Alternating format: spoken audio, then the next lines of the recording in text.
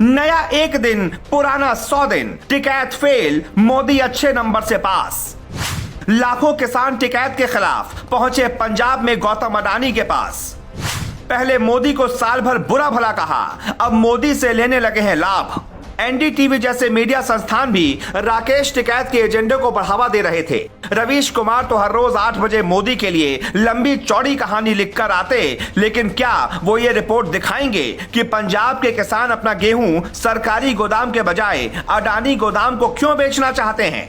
NDTV ने खबर लगाई है, अडानी के गोदाम के बाहर गेहूं बेचने के लिए लगी 2-3 किलोमीटर लंबी ट्रॉलियों की कतारें, लेकिन वो ये नहीं बताएंगे कि टिकैत का मुखौटा किसानों ने खींच लिया है। वो हमेशा की तरह हम बताएंगे, क्योंकि कहते हैं सच 100 साल बाद भी झूठ पर भारी पड़ता है।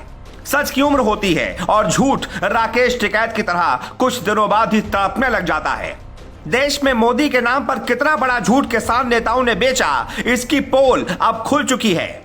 मोदी देश के दुश्मन है या नायक, इसका सबूत खुद किसान चिल्ला चिल्ला कर दे रहे हैं। 1 साल पहले किसान आंदोलन में पंजाब के किसान मोदी को अडानी का एजेंट बता रहे थे। अब गेहूं बेचने की बात आई तो पंजाब के सारे किसान अडानी की शरण में पहुंच गए। अडानी एक व्यापारी हैं, सरकार उनकी मदद कर सकती है, लेकिन मोदी ने किसानों का अन्याय सोचकर मदद नहीं की थी, क्योंकि पंजाब में फिलहाल किसान मोदी से माफी मांगना चाहते हैं।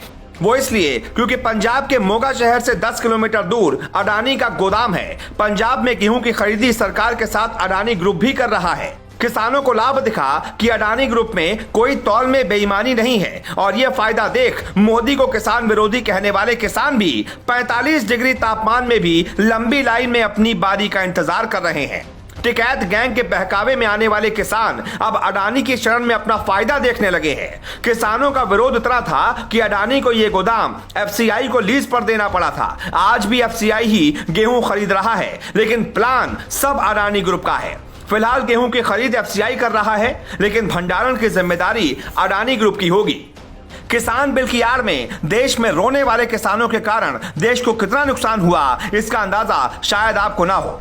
लेकिन अगर किसान बिल लागू होता तो शायद नींबू के दाम आज इतने नहीं होते, क्योंकि जब तक किसान और कस्टमर के बीच के बिचौलिए खत्म नहीं होंगे, महंगाई नहीं रुकेगी। महंगाई के शोर में जो बेईमानी का खेल भारत में चल रहा है, उसे रोकने की जरूरत है। जैसे एक नींबू की कीमत 15 रुपए तक है, जबकि 250 ग्राम में औसतन 10 नींबू चढ़ते हैं। 250 ग्राम नींबू की कीमत अगर 70 रुपए भी है तो एक नींबू 7 रुपए का ही बिकना चाहिए, लेकिन आपको 15 रुपए का नींबू क्यों दिया जा रहा है? महंगाई के शोर में दलालों की चांदी हो जाती है और किसानों को कोई फायदा नहीं होता। खेत में किसान आज भी सस्ते में नींबू बेच रहा है। रमजान और गर्मी की वजह से नींबू की डिमांड बढ़ जाती है, लेकिन इतना भी नहीं कि नींबू 400 रुपए किलो बिकेगा। यानी टिकैत ने अगर किसान बिल का विरोध न किया होता तो उसके भविष्य में परिणाम अच्छे होते।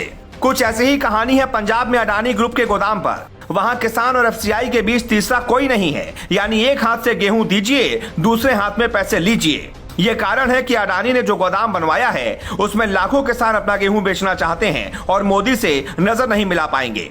आने वाले कुछ सालों में अडानी और अंबानी ग्रुप ऐसे कई गोदाम बनवाएंगे, उसको सरकार को देंगे और सरकार एफसीआई के जरिए किसानों का गेहूं खरीद सकती है। साइलो प्लांट अनाज को रखने के लिए स्पेशल तरीके से बनाए जाते हैं और फिर सरकार को किराए पर दिए जाते हैं। ऐसा इसलिए क्योंकि अनाज की पैदावार ज्यादा है, लेकिन सही रखरखाव न होने से सब बर्बाद हो जाता है। मसला है किसानों का अनाज सही समय पर बिक जाए, उनको सही समय में पैसा मिल जाए। अगर देश ऐसा कर सकता है तो फिर टिकैत जैसे नेताओं की छाती में दर्द क्यों उठता है? अब दूध का दूध, पानी का पानी हो जाने के बाद टिकैत कभी देश की जनता की आंखों में देखकर नहीं कह पाएंगे कि वो वाकई में एक किसान है। Bureau report, global Bharat.